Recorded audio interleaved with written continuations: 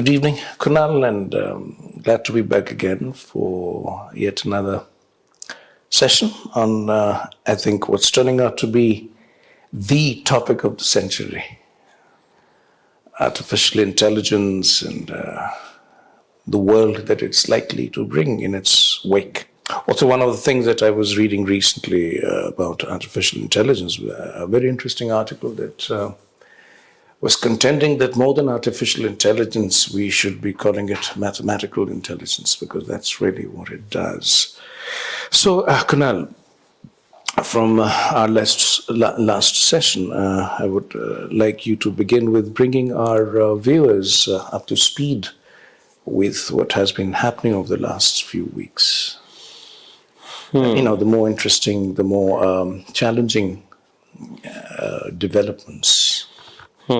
So, in the AI world, one of the interesting developments in the last few weeks is that Google has launched Gemini, which is its retail version of AI, which is likely to penetrate every single individual on internet. Because Google search, Google email, Gmail, Android phones, every Google platform will have Gemini embedded in it. So that will make Gemini more widely used, more... Can you explain that a bit when you say that it's every platform will have Gemini embedded in it? So on internet, one of the things people do online is they use variety of internet platforms. Google search, Gmail, Google Calendar, Android phones, etc. Imagine you wake up in the morning and you have 100 emails or 50 notifications. How do you decide which one to respond to, how to check them? It takes time. People get anxious while checking, right? What if the Gemini AI could tell you what's important? Any pressing, if you could ask it, if you could say to it very simply, are there any work important emails I need to respond to? Any important work mails or any... But Gmail already does, doesn't it? It stars the more important ones. So, but then you still have to look and respond, and you have to still choose to do something with them. Okay. So Gemini will make Gmail much more smarter, and it becomes more of your EA in some way, executive assistant. So you don't have to do it yourself.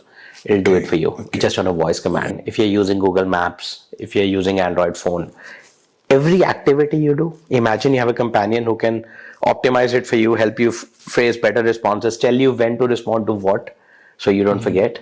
Million possibilities. That's much faster, of course. That's much faster, where you have to apply lesser effort. It'll know how you respond. It'll know what you want to say to whom, etc. It'll be essentially automating your actions, which you were otherwise doing by spending time.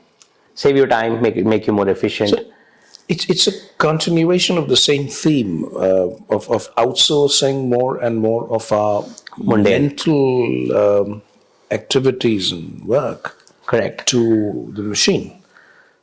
That's how the machines will penetrate. That's how the AI will come into our lives. First, they will do stuff for us.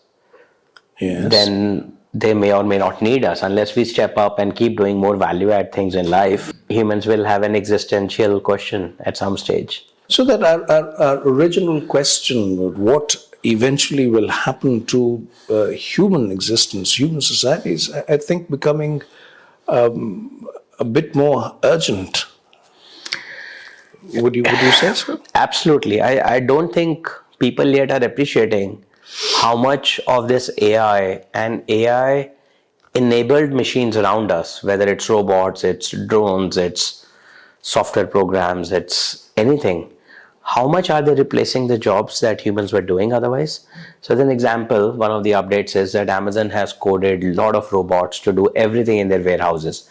They do not have people anymore, or virtually. The number of people they would have in their warehouses has dropped significantly, while their number of warehouses has increased to manage the inventory, move around stuff, ship stuff, etc. Eventually, they may end up shipping via drone. Why do you need people in between at all? So these are, of course, the more menial, labor-intensive tasks that are being replaced by... Yeah, and think about the tasks that many people do on internet. Internet has offered so many jobs, like For a company in US, let's say I run a restaurant in US. I say somebody needs to make my website, somebody needs to design my logo, somebody needs to write a content on my website for my customers, somebody needs to build a software to help me connect for order deliveries to my clients. All this was being done as an outsourced service, white collar job, IT services out of India. TCS would do it, Infosys would do it, Wipro would do it, depending upon the scale. And then millions of smaller firms, not millions, maybe hundreds of thousands of smaller firms across tier 2, tier 3 towns, because the cost base was lower here with humans. Right, yes.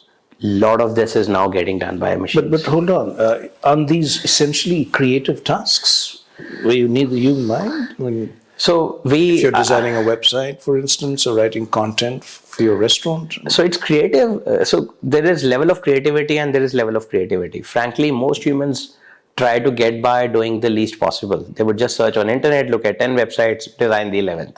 It's repetitive, not It's more repetitive. It is not truly creative. It's not like, you don't need. So it's fairly generic and simple-ish and very mundane and not. So what the machine will replace will be this aspect of the work, repetitive, fairly mundane kind. Frankly, which is most of the work today. Yeah. Do we think that people are that educated and smart and intelligent and wise to do a lot of value add? I think more than 80% of the people, more than 80% of the time are doing this kind of a job. And that's what is not going to remain eventually. Now, does it take a year, 10, 50, 100? Anybody's guess. But my feeling is it's not more than 10. Definitely a bit more than 1, but we are seeing the impacts. So what are the chances, and I know it's a bit of a speculative question, but what are the chances of this whole phenomenon freeing up human creativity, human intelligence in the real sense? Very high chances. They are already getting freed up. But I think right now it's more insecurity that it's creating rather than an opportunity that people are appreciating. People are not looking at this, that this is my opportunity to not do a job which I never liked just to pay the bills for things I don't need. Humans are not looking at it that way yet. And that's because the money is connected with it, right? Yeah, they're just paying you. These jobs are paying you. So look, we are brought up in an education system where we need to do education to get a job. Yes. Then we need to pay the bills and live our lives and eventually retire and live for a few years and die.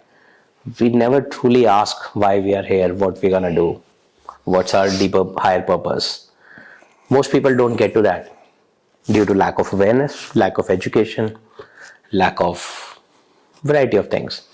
So for those people, if AI takes their job away or AI makes their job simpler, they are most likely right now feeling that they've lost the purpose they had, rather than thinking that it's created an opportunity for them to do something deeper, something more meaningful. And right now, with them losing jobs, the system of capitalism, which works on this, that people constantly aspire to make more, spend more, and the economy keeps going, the circular economy, that will be impacted. And we are not ready for it as a system. As a system, we are not ready that suddenly millions of people don't have jobs. It will lead to be, I think, a very serious socio-economic imbalance. My gut feeling is within this decade, we'll see a lot of societal chaos around the world. That's what I'm afraid of. And the worst is, there is no communication among the decision makers, the governments, the corporates, the individuals, for them to appreciate that, look, this is likely to happen, but there is always another side of the coin. This is their opportunity to upskill, to do things they want, to figure out who they are, to do something more meaningful and let the machines do the rest. I've often, the more I'm reading about whatever's happening in the field, the more I'm beginning to see that there's not enough thought that's going into it. There aren't enough thought leaders who are taking the initiative to tell us where things are going and where they ought to go or ought not to go. So I think the biggest challenge there is that the most influential people in the world, let's say, who are they? Some politicians, some government, some The industrial corporates, military some corporates, complex, yes. but corporates are driven from quarter to quarter in their financial outputs. Yes. Governments are driven from election to election. Right. There are not enough people who are able to take a deeper view, long-term view, give Yes. away the short-term distractions or incentives. What about the think tanks? What about the professors, the academicians, the writers, thinkers, theorists, futurists? What are they doing? So I would say very few are relevant actually who do it because they love doing it and they have the ability to do it. Most of the academicians are academicians because they can't get another job, unfortunately, with all due respect. So frankly, I think one of the things we all miss is how to think before we become a think tank, how to think deeply, how to do first principles, questioning, thinking, going deeper into stuff. And it's challenging. It is not obvious how this will resolve itself, and the situation is only going to get worse to worse because jobs go away, people lose jobs, people lose hopes. There are not new jobs being created until the government, which is a big if, starts pivoting towards a universal basic income or some economic model which makes sense for everyone to survive reasonably well, and then they figure out what else could they do. So here, this is a question. There's a question there. So, basic universal income. How is it related to the emergence of AI and AGI? We haven't done it so far. We haven't even thought. We haven't even started thinking about it so far. So, what's going to change? So, look, today imagine in a developed country, or let's say around the world, there are 7 billion people. Let's say there are about 3 billion adults, out of which 1.5 billion to 2 billion are working between the age of 18 and say 65 or 70, whatever the retirement age is.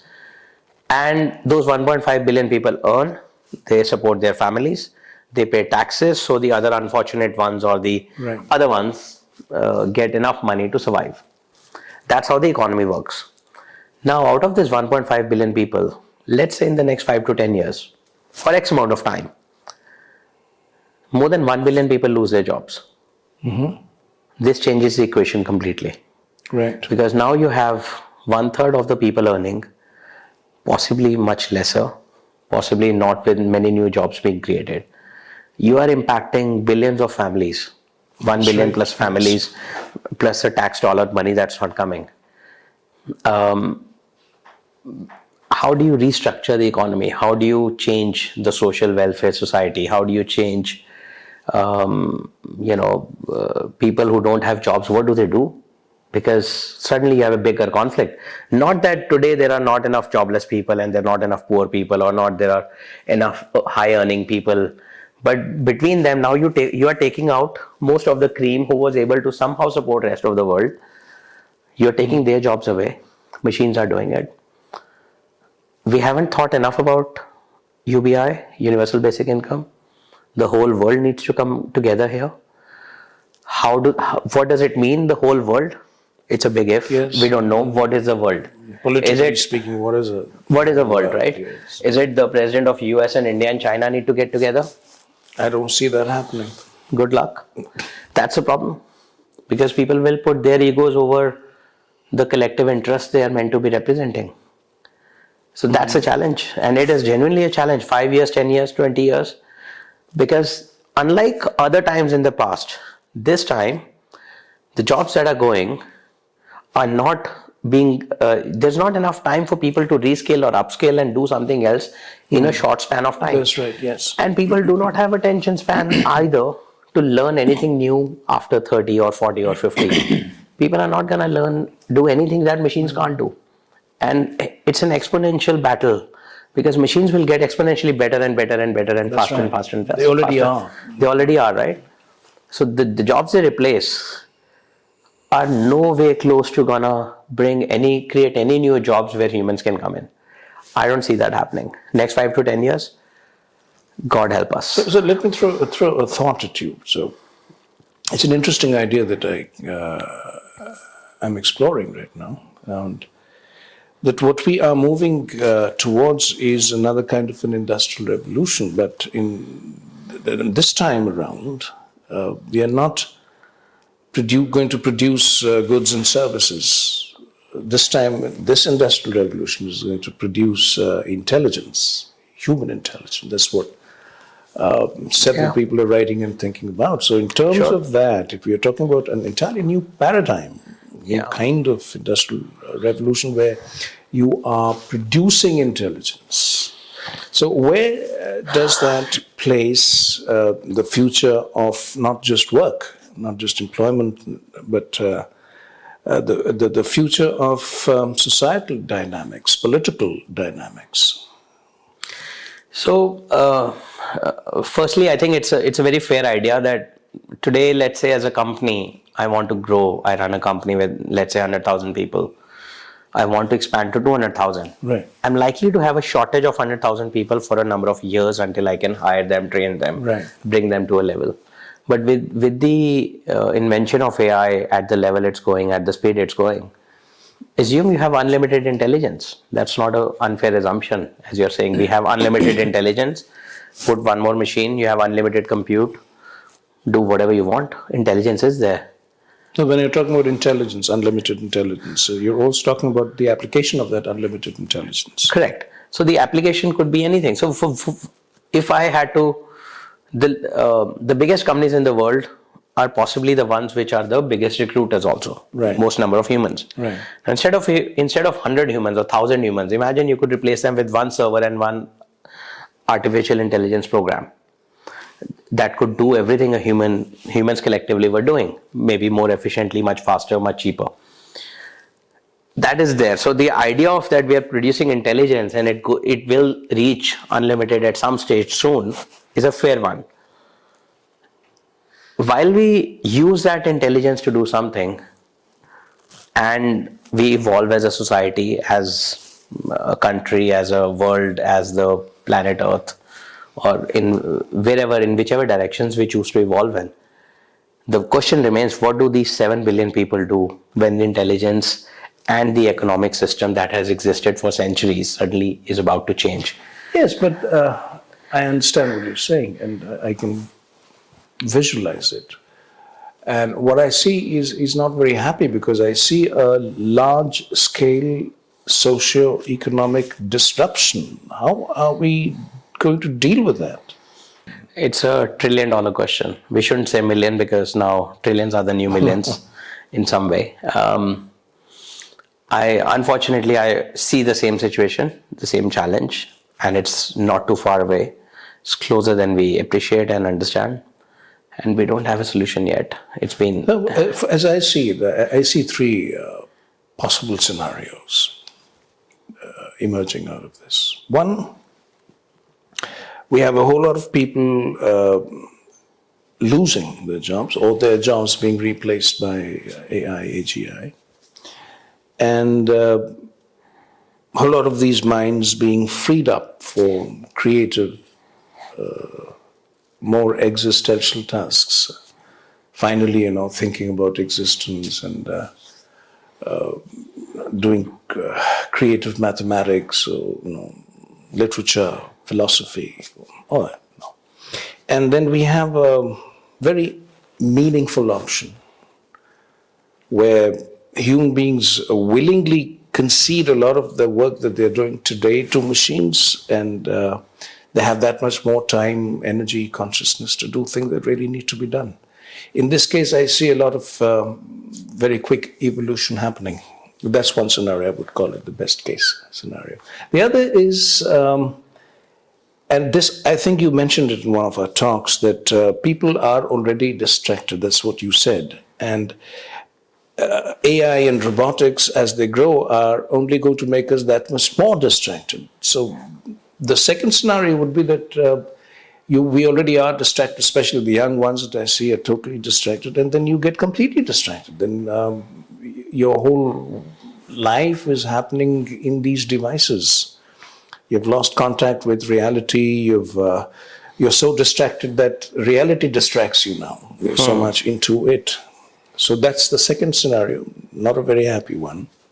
And a third scenario, which is a frightful one, I would say the worst case scenario, is where disruption happens. People get frustrated, they revolt, they don't know how to deal with it, and there are, like a severe financial crash the world over, that sort of a thing, like people are driven to suicide, people are driven to violence, disruption. So, would you go with me there? Would you agree that these would be the three likely scenarios? And if so, then where would you place your bets? Which way are we really going? Knowing our track record. Number one, I absolutely agree. These are the broad three possibilities, outcomes that may eventually emerge. And as always, it's not going to be one or two or three. It's more likely to be more nuanced, and some parts of one with some parts of two and possibly some parts of three. Which parts, we don't know, but we can certainly debate on that. That's what we've mentioned as some of the options in Techtopia book as well, quite a bit. Right. We've explored some of these possibilities. So firstly, for humans to take a high moral ground and accept that they should outsource mundane things and figure out their true purpose of life and ask some deeper questions and connect with some higher purposes, a lot of stars have to be aligned for that to come true. It's because currently as it stands, there's no sign it can happen. Not to say this can't change, but so far, the way the world is going, if you look at our track record over the last few decades to centuries to even longer, I don't think humans have necessarily evolved in consciousness as they should have, as they ought to, or as we would love them to. Yeah. Right? We haven't always risen to the occasion. We've not, right? Hoping that this crisis may create some opportunities for that. But for now, the possibility of one is very very low and very limited to maybe a bunch of few people, or I don't know those. We saw this happening during the coronavirus, the pandemic. I thought that was an excellent opportunity for humans to wake up and do something different, but we are back to square one. And worse off. Exactly. So we missed that opportunity. I mean, some people might have gotten enlightened, awakened in some way, some individuals, and I have a feeling I know some of them, but most people didn't. They're back to the same thing, making more money, going after things that are just so superficial and meaningless in grand scheme of things. So the same thing is likely to happen again. Right? So it's possible. In terms of the second, where there are societal issues, where people lose jobs and suddenly, I think that is a very likely scenario that's slowly happening already. I can see some signs of it. Signs like? Very early signs. People are losing jobs. People are not able to find something else. Now they're getting, remember, the perplexity, the confusion. So look at today's generation, the younger ones, let's say, to whom we look forward to as our future, right? Let's say a 10-year-old or a 20-year-old. Do you know, majority of them have anxiety disorders. Majority of them have depression issues. Many of them have suicidal thoughts. Many of them are not able to talk to another human being because they're so used to chatting away on a device, which is a two-dimensional, very average screen. That's it. They're comfortable chatting with you on the screen, but if you come in front, they'll suddenly maybe start shaking. This is a real problem today, thanks to social media.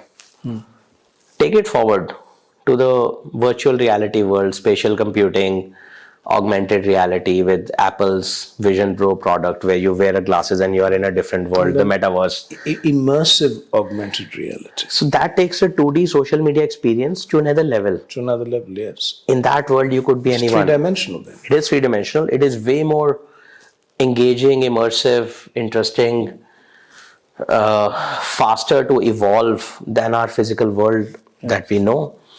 And in that world, you could be anyone. You could do anything to anyone.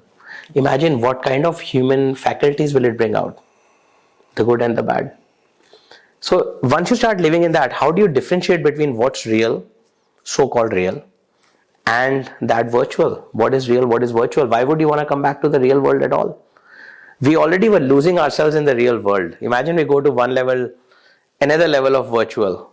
I mean, beyond the reality that we face today, there is much deeper spiritual beings and things that are happening which we are not able to appreciate, understand, be aware of, or be conscious of. Now that's the dangerous part of it, because if you do not discover the spiritual in yourself, then reality would become perfectly boring for most people. Yeah, and then this immersive somehow may create some more engagement for a shorter period, will lead to your dopamine release, will let you do stuff, play Yes, games, and do who stuff. wants reality then? Who wants reality? Yeah. So if we don't discover ourselves, if we don't figure out who we are, why we are here, we'll continue living not just in an outer world, but in an outer virtual world, which is even less meaningful. It'll have lesser possibilities of us connecting with our inner selves, or even figuring out that what we are missing. We would not even know what we don't know. Right now, at least, maybe we know that we want to discover this. It's hard, but we want to discover this. Then we'll just lose the physical world connect, forget about the inner world, and we'll be in another virtual world. So in terms of the second possibility, where people behave very differently in the AI-led world, where AI can be very manipulative. Think about the identity. Think about the deep fakes. How do you know it's me talking to you? Well, right now I do, because yes, you we can. are not in an immersive right now we do, right? But after a point, Apple Vision Pro, Meta Quest 3 of Meta, so many metaverses coming, virtual reality, spatial computing coming. How would you know who's real? Do you know they do the video calls? They can spam you. You have avatars. No. I can. So somebody can hack my image from internet, call you, pretend to be me, using AI. I'm aware of pretend to be me and ask for money or ask for anything. All they need are enough photographs of yours and your voice exactly sample, right? Yeah. Yes, I've read about this. So there is already the identity is lost. Yes. AI can easily manipulate. I know people actually. I actually know people who have devised code language that if ever a call like that comes, ask this question and this is the answer, so that you know it's really me. So there are code words you have to design. Yes. If I ask you this question, then the answer is that, and so only you know. If I ever call you that way, you can ask me what's my favorite single malt. Yeah. But exactly. A fake is not supposed to know that. Exactly. Or at least so I hope. If they do, then maybe they would be doing the podcast with us next time. If they can fake that much, then maybe virtually they can fake the rest of it. So, but jokes apart, we are moving towards a frightening scenario. So that's the second possibility I talked about, and the third was the worst case scenario in which everything complete disruption. If you have to ask me to take a bet, and now I'm connecting a lot of dots here with give me some rope here. I think it was Einstein who said that species who get as intelligent as humans would lead to their own destruction eventually. Was it Einstein or was it Stephen Hawking? Stephen Hawking. Stephen Hawking said that. I'm not sure. Somebody did. I'm forgetting. And there are a lot of things which say that, okay, we are not evolving, we are actually devolving in some sense as we get more and more externalized rather than going internal, inwards. So if you have to ask me truly, I would love the scenario 1 to come true.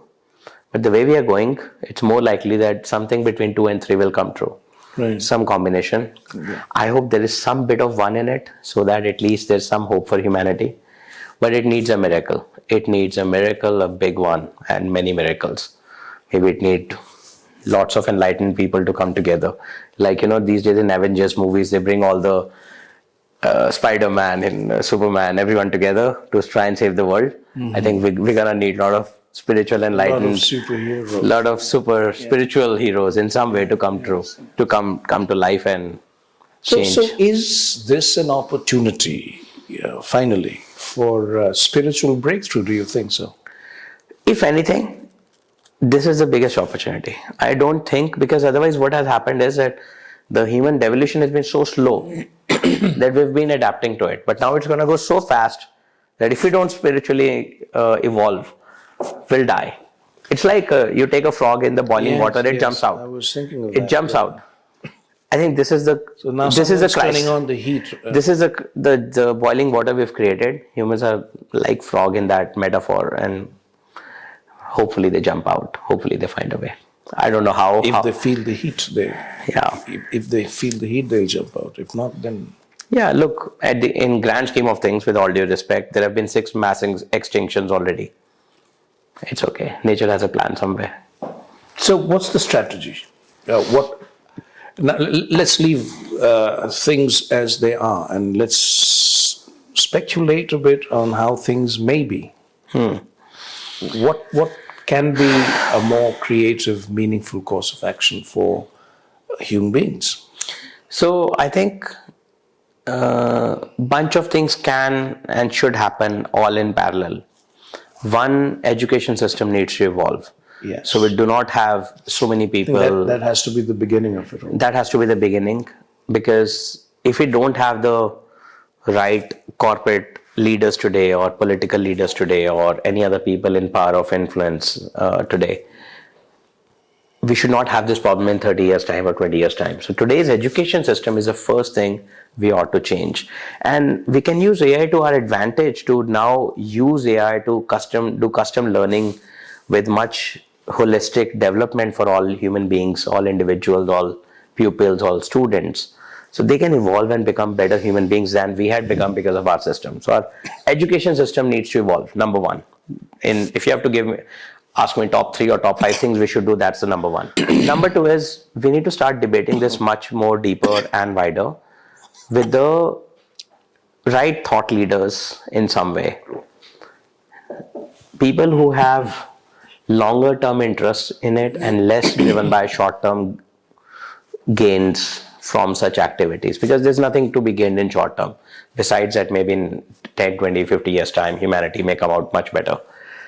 Anybody who aligns with that objective has to come into the picture, start debating, come up with ideas, help implement things. Thirdly, the economic system has to evolve. We need to be open to it, that it's not about making money for the shareholders. We have to think about sustainability, overall inclusive environment. Everything has to go together, rather than a shareholder making profit today, because that's what they're all after. So somehow, and by the way, these things could be coded some way in money, Right. but money today could be digital. It could have long-term implications coded in it. That's something's already that's something's that's already happening. Yes, so that's what that's a digital economy. Exactly. So the longer term incentives have to come back in fashion for everyone, and everyone has to start accepting them. Government should incentivize them. The incentives need to lie with longer term rather than short term. So no executive in a firm should get paid for a quarter's result. They should get paid or clawed back for any decisions they make today if they go bad in the future. Their incentive should be deferred to 5-year, 10-year, 50-year, rather than 1 quarter, 2 quarter, 1 year. Who has the patience for that? Who has the the foresight and the patience for that? So say okay. Is that how our economy works? Really, doesn't? Yeah. That's a downside of the education system that brought us there, where the capitalism works like this today. You're right. Yeah. So the education starts 20, 30 years, we maybe end up with a better world. What do we do for 20 years? Yes, and education. How do we change the current people? The system. What I see as an education, it needs a complete overhauling, a new kind of thinking in education. It's not going to happen overnight. Yeah. We need at least a couple of generations before we begin to actually feel the changes. The big thing remains who decides, who executes, who has the power. Because if this needs to go bottom up and top down. This needs to meet halfway, both ways, right? Yes. So bottom up, the teachers need to be educated. Bottom up, the parents need to be educated. So the whole movement, somewhere I feel there are enough things governments have in control, but how do you make the government appreciate this and want them to do this? How do they think beyond a term? We are then talking about another impossibility, enlightened governments. Enlightened politicians and enlightened governments. Again, something not very likely to happen too soon. Yeah. I mean, frankly, you're right. This is, if it's a two generations of educational. I think so, at least. No, I'm with you. Maybe more than 2. But what I'm saying is, then how do we align the people whose interest is not in this at all. They are happy to, the top 5, 10, 20 people of the world are very happy controlling things to their advantage rather than thinking about humanity as a whole. Which in all likelihood is going to be this. It's not going to change. Yeah. Because people are driven by power and, of course, money. Yeah. So that's not going to change too soon. This is in the human DNA. And the top 10 or the 20% is not going to let go of power. Yet, for us to be able to use AI, AGI, that's the whole the intelligence revolution meaningfully would mean a lot of distribution of power and resources and opportunities. So, thinking aloud, I think the only possibility then left is that AI starts making decisions, which is a possibility. AI does not listen to humans after a point, and hopefully, there's no precedence. How likely is that going to be? That AI starts deciding and taking control from humans?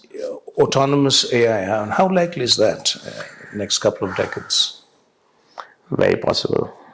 Very possible. I think it's so if you look at what Elon Musk says or Sam Altman of OpenAI says, and many such people say, that's their biggest fear, and it's a clear and present danger. They feel that in a number of years, they may not be in control. At some point, humans who feel we have invented AI, and that, by the way, again, I'm stretching the imagination a bit here.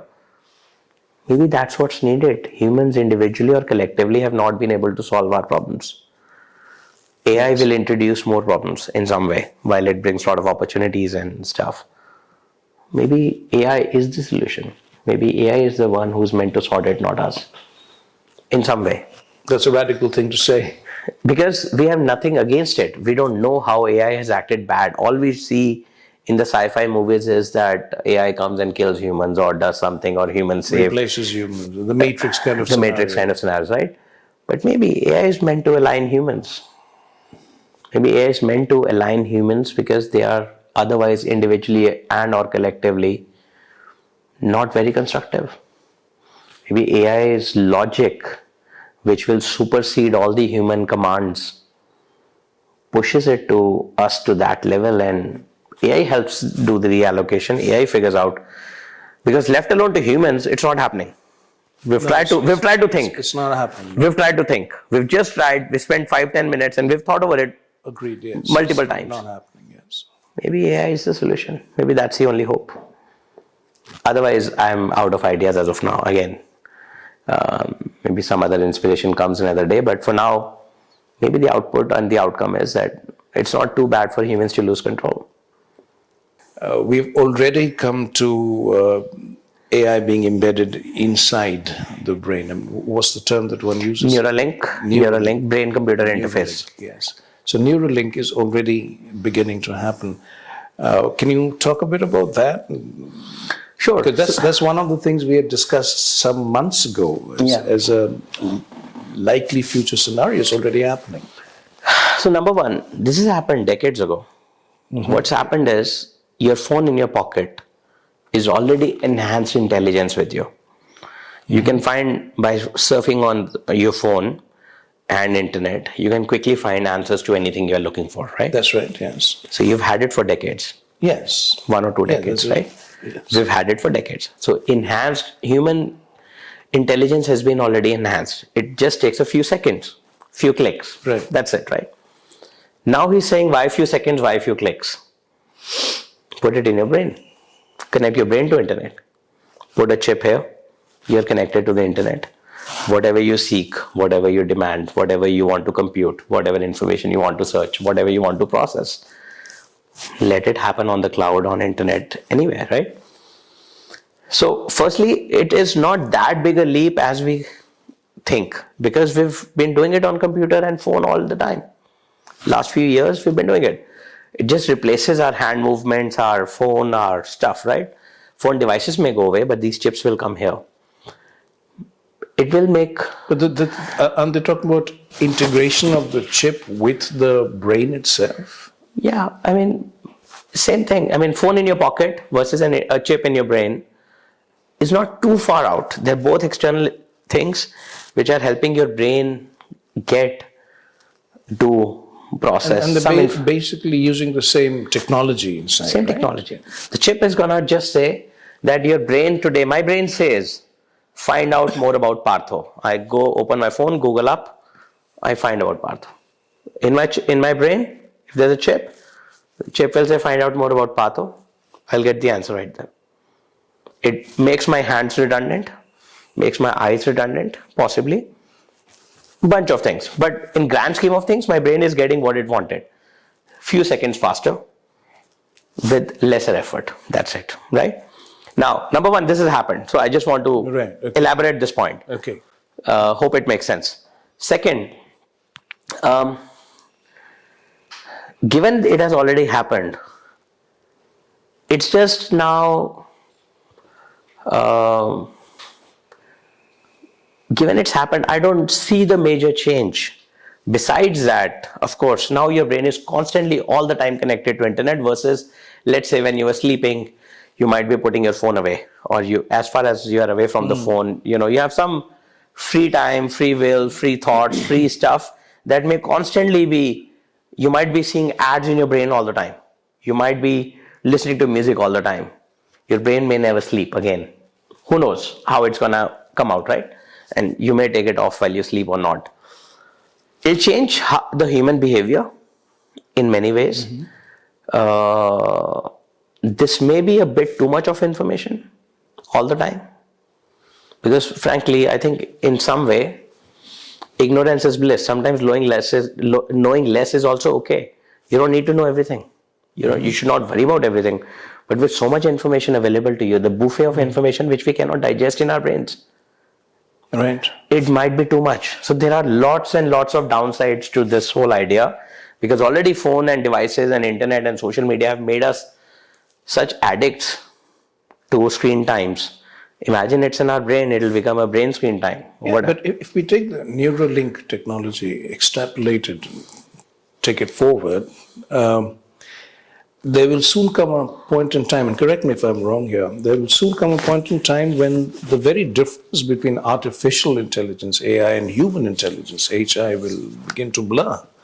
One will enter the other. Yeah, I mean, look, today AI is in our phone. Android has AI now, right? And it's still external. It's somewhat external. Artificial intelligence. Somewhat external. You can choose not to use it. You can choose not to participate with it. You can choose to stay away from it. Yes. If you are able to make that choice, which is very tough for most humans. Already, there are many people who can't live without their phone. Yeah. Take the phone away. I mean, they'll just suddenly start reacting crazily, right? But now this AI, the unlimited internet, information, compute, memory, getting processing, inside our consciousness, as it were. Yeah, in our brain for sure. So that's too much integration. I can see a lot of things that will go wrong given the precedence over the last few decades of internet, social media, and phones and everything. It'll just make things worse. You're constantly playing games in your head. You're constantly interacting, looking at things and people you don't need to look at. You'll start comparing with everyone. Thanks to social media, you'll just keep getting the dopamine release in your head by certain activities, likes, dislikes, shares, subscribes. Too much information. It may be very hard to live by, and we do not have the emotional strength to survive it. Sheer intelligence to understand it and then survive it. Right? Yeah. So is there I don't think there is a way back, is there? Yeah. Look, genie's out of the bottle in some way. You can't rewind. Elon has developed it. Many other people have also. So Elon didn't develop it himself. He bought over virtually for free somebody's technology, converted into a company, invested something into it, built this up, took the monkey trials to humans. And he's not being very transparent what he's discovered, what he's doing, what he's not doing. Oh, he's not. He's not. Welcome to a bunch of people controlling the world, trying to. Yes, because control by definition cannot be transparent. It cannot be democratic. So imagine North Korea gets their hand on this technology. China does, some other country does. Who knows? Who knows what they're capable? And the problem will come like this. Why will it penetrate humans in spite of all the good wisdom we might claim to have? So one day, you and I will be competing in the world like most humans do all the time. And suddenly you'll have it and I will not have it. Now the fear of missing out, the FOMO will come into me, and I'll also get it because you have it. Otherwise, I can't compete with you. Then suddenly, all the AI and internet will be fighting. Our intelligence and abilities will become so small that your AI will be fighting my AI. Right? Mine and yours also mean nothing. As I said,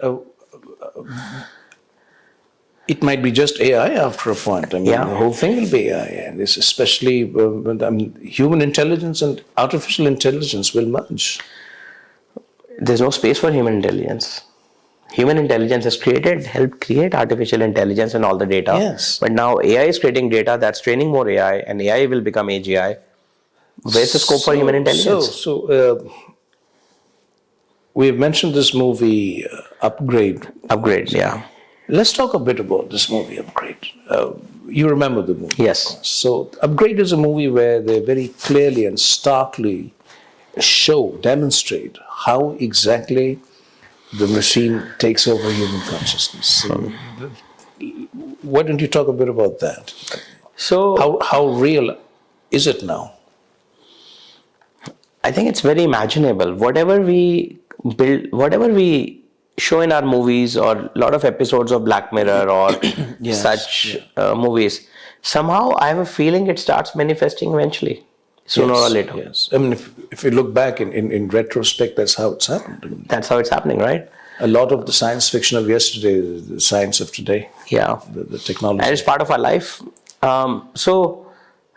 In Upgrade, so what they show is that there's a human being who's going through some body changes. He meets with an accident. He's a paraplegic, yes. He has an accident. Exactly how they're talking about it now. That's going to help paraplegics. Yeah, somebody starts saying that use my technology, it'll enable you to do more things, way more. Enable you to move. And you can experience the physical world as you want. And he eventually goes for it, and then he becomes a Superman. He can move his body and everything much faster, better. And then slowly he starts realizing that he's not in control. Yeah. Then he realizes the person who ran the company that introduced the technology to him, that person claims that I have not been in control for a long time either. He himself was not in control. Yeah. So the machine was controlling it. The machine. The machine was controlling it all. Yeah. I think it's not an unimaginable thing, especially now that movie has spent 3 hours explaining how it can work. And there are lots of sci-fi books and many more movies similar to this. I can see it looming right in front of us. And again, as we said, we tried, both of us, in some part of our conversation today, we spent a few minutes to imagine the scenario. How can this work out? How can things get better? I think both of us put some ideas: education, change people, change government, change the way, the system, the long-term incentive, blah, blah, blah. None of us are optimistic that can happen. We are being realistic that it is more likely to not happen. So frankly, the only outcome possible, and maybe the right one, is let AI take over. Unless we come back to what Sri Aurobindo said years ago, the only real solution is change of consciousness. Yeah. Which again is easier said than done. That's a harder thing. And somewhere Sri Aurobindo or the mother had said or indicated that we are the penultimate species. Yes, I mean, they said that there will be another species. We are not the last word of evolution. Maybe they have a reason. This can go either way, you know. Yeah, I mean, another species means another species. Yeah. Now, do we play along? Do we have a role in the next one? Do we? Yeah, but they were talking about a spiritual, supramental species, not a machine species. Yeah. So maybe we're just becoming the dinosaurs and waiting for the asteroid to hit, or we'll create one ourselves. Then somehow, I don't know. I mean, or maybe some of us survive and come out of this AI revolution in a different way. But this is challenging. This is by far the biggest challenge humans have ever faced, in my view. It's bigger than all existential crises we've seen so far in the last few centuries. to millennia, and most of us don't even appreciate what it is. So that's a profound thought and question that we have come to, and I would personally like to leave our viewers with this very profound question, and I would invite a lot of us to think much more about this, to think much more about this, write about this, bring it much more into public discourse, because we need to talk about this a lot more than what we're doing. We need to read about this, understand this, talk about this, and maybe I think that it'll be a good idea to leave all of us with this thought and come back to it for our next session. Sure. Thank you, Kunal. Sounds good. Thank you for that thought-provoking Thank you. discussion. Thank you. Thank you, Partho.